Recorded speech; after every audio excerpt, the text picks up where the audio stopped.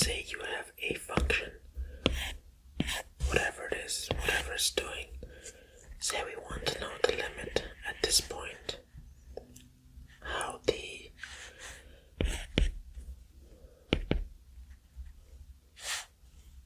function behaves as it approaches. Say we have this f of x, and we want to know the limit of f of x, what that's equal to as x approaches a. And let's say this is the x value where a is going to be approaching. So let's say that's the x-axis, and that's the point a, or the value on the x-axis a. And I want to know, as it gets closer and closer, here, and here, and here, and here, as it gets closer, from both sides, what happens to this function? So, by finding the limit as x approaches a,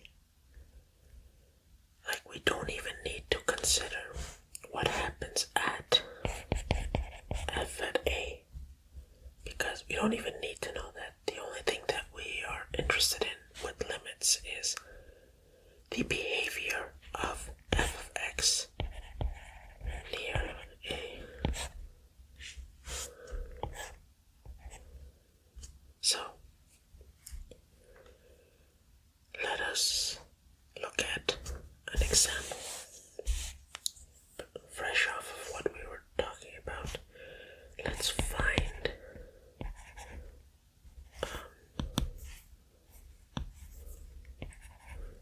the limit of this polynomial 3x squared plus 4x minus 1 as x approaches 2. So,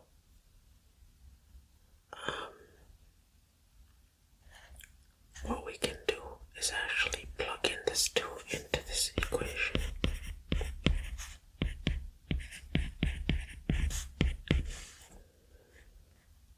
So 3 times 2 squared, which is 4, is 12 plus 8 minus 1 equals 19.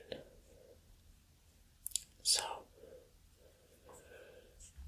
we can say that as this function, this polynomial, as it approaches 2, the function is going towards, like, that is what the limit is, 19. And by limit, I mean that, say, this is 19. That's the point that we're looking at. And that's the function. Let me make this. Say that's the point. As the limit approaches that, as the function approaches x, I messed that up too. So let's say this x equals 2. The y value is going to be 19. So just before it gets to it, it's going to be a slightly different number than 19, and even on this side, it can get closer and closer and closer from both sides. That's what we mean by the limit as x approaches that value. Before we start another one, let's just do some defining, some properties. So let's say we have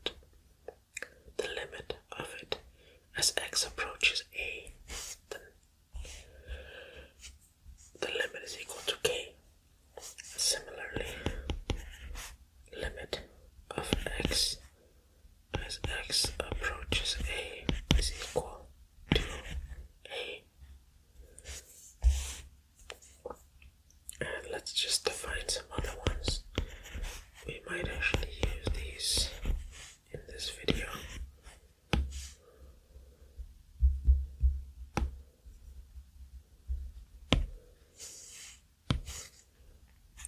Let's say we have f of x and g of x.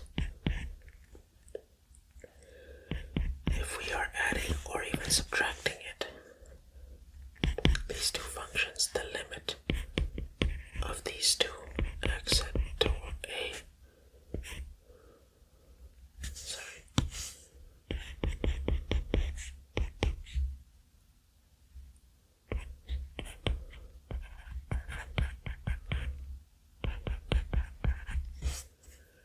so that is a property.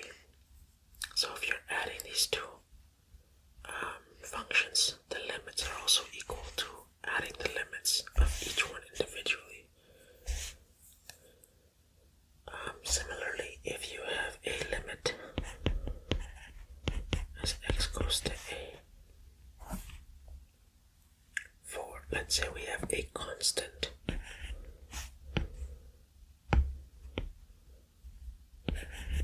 c times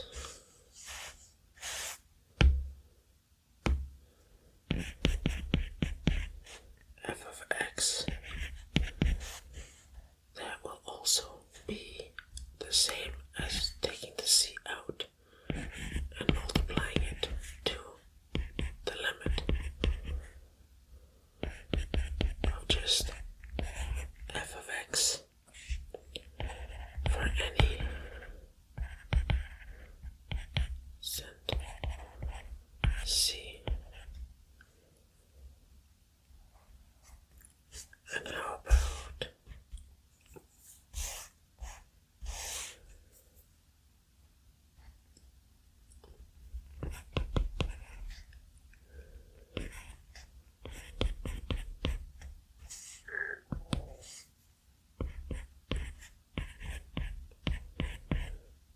let's say we're multiplying two functions.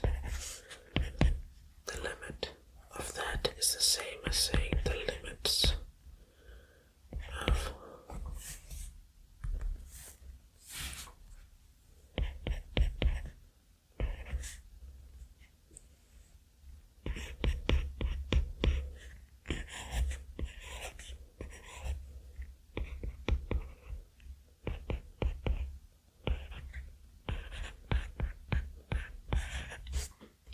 just like that.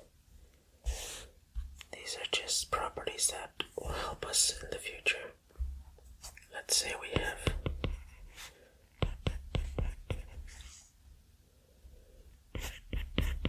it's good to kind of memorize these. They're not that hard, just simple rules. That one's easy, a constant. That one's fairly simple too. These are just rules, adding two functions, the limit of that result is the same as the individual ones. This one's with a constant just comes out. Multiplying two functions and finding their limit is the same as finding each one individually. And then the division one is also similar. The limit as x goes to a for f of x divided by the limit as x goes to a to g of x. Oh, and also here, g of x cannot be 0 at all. Sorry, not g of x.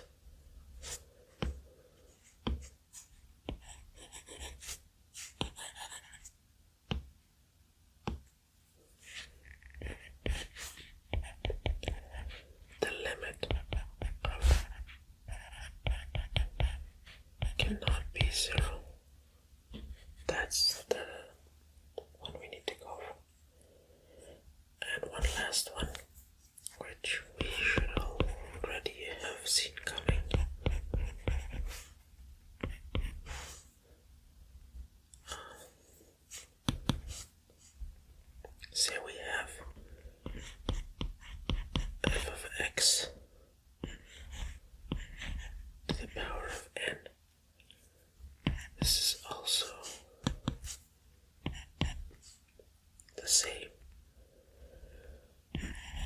saying the limit as x goes to a of f of x to the power of n. That's for any rational number. So now we can actually go ahead and look at some examples like limit of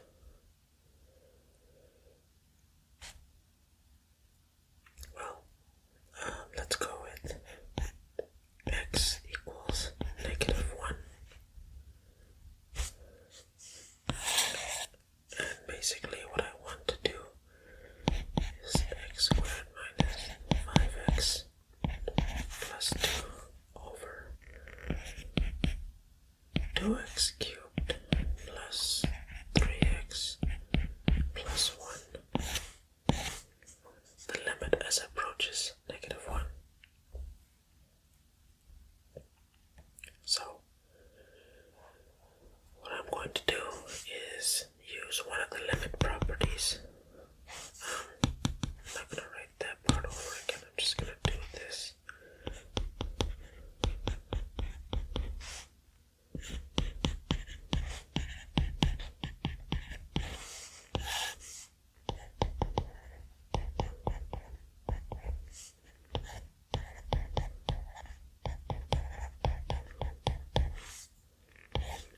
Remember the limit properties.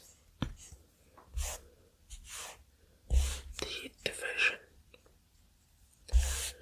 So now all I'm going to do is plug in the -1 into these.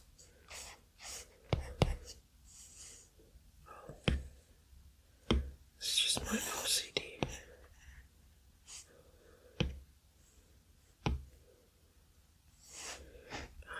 -1.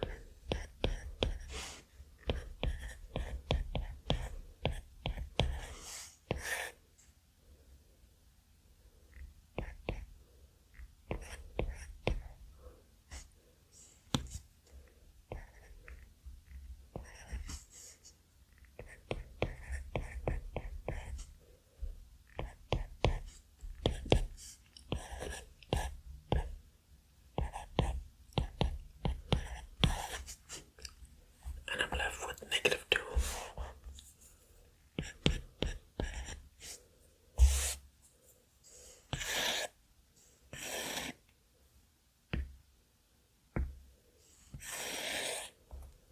Let's do another one. Let's say we have the limit as x approaches 5, 4.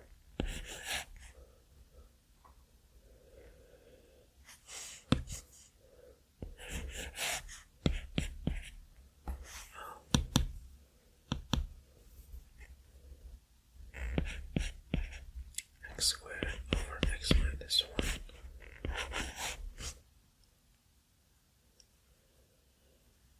So, remember the limit can be applied internally from our exponent rule here. Basically, I took out the exponent of 1 over 2 out, and I'm left with this limit x to the 5, x2, x approaches 5, x squared over x minus 1. But here I can use my division rule.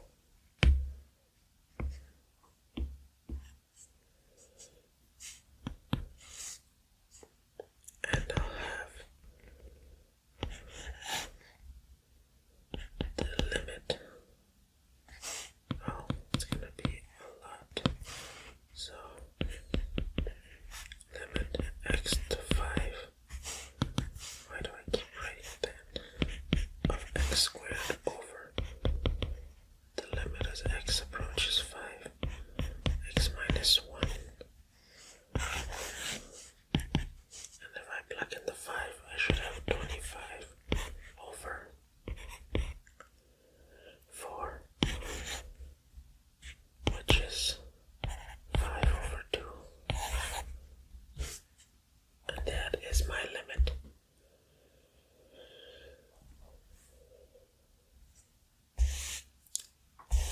let's try one with that is not going to be as straightforward.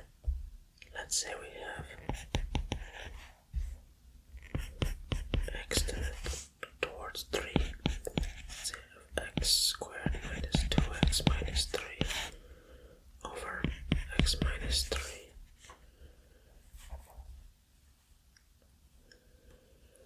Okay, so as you can see, we have a problem here. If I plug in 3 into the denominator, I'm going to get 0. And you do not want the denominator to be 0. So, in this case, what I can do is actually factor the polynomial in the numerator, which should give me, I'll write it here.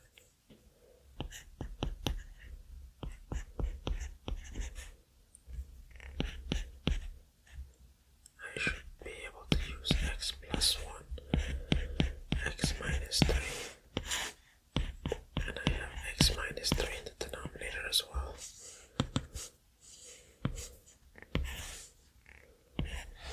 So that will cancel, and I'm left with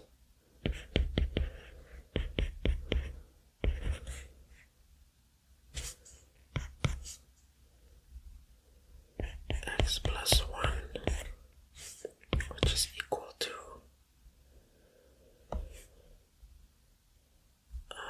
well, if I plug in 3, I should get 4. So the limit here is 4. But if you just went straight for plugging in, you would have got an undefined number. Let's do one where you actually have to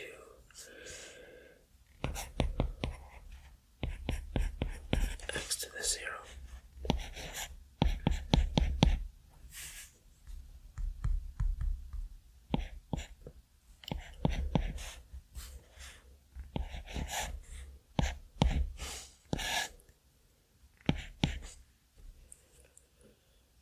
So here, we cannot plug in 0 into this equation because the denominator will be 0. But what we can do is a technique that we learned earlier, and that is to rationalize the numerator. So I'm going to do that here.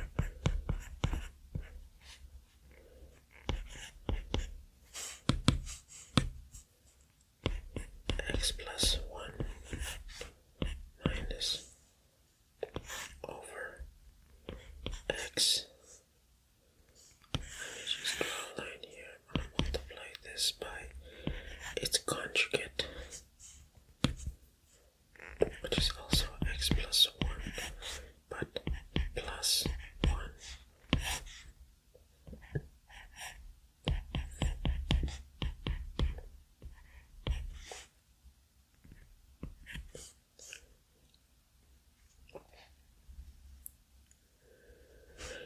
And that should leave me with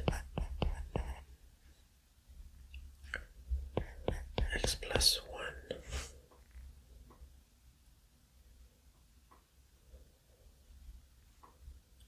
minus 1 over x times x plus 1 plus 1.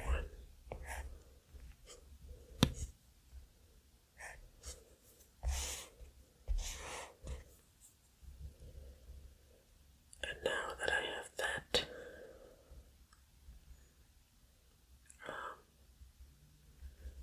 the plus 1 and minus 1 will cancel,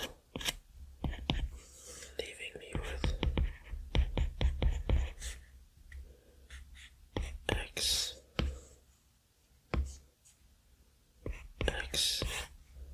over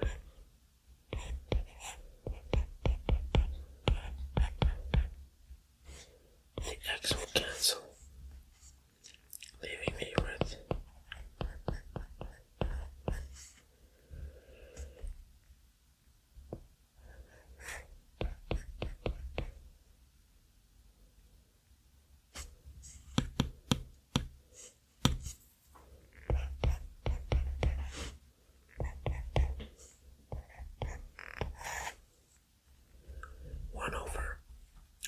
x plus 1. Well, x plus 1 under the root plus 1. And if I plug in this now, my limit, I should get 1 in the numerator. Here I should get 0 plus 1, which is 1. Square root of 1 is 1. 1 plus 1 is equal to 2. So my limit is 1 over 2. So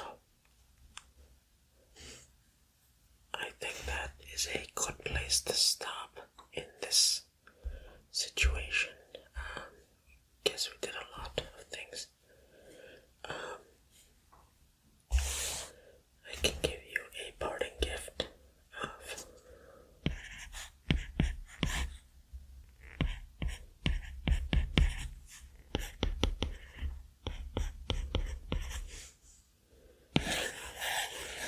evaluate that. Let me know what you get in the comments. And that's all